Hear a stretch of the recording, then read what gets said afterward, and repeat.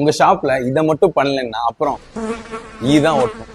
Normally customers உங்க business ப்ரொஃபைல கண்டுபிடிக்க Google தான் சர்ச் பண்ணாங்க. அப்போ உங்க பிசினஸ் ப்ரொஃபைல் கண்காணாத பேஜ்ல இருந்தா எப்படி ஃபைண்ட் அவுட் பண்ணுவாங்க?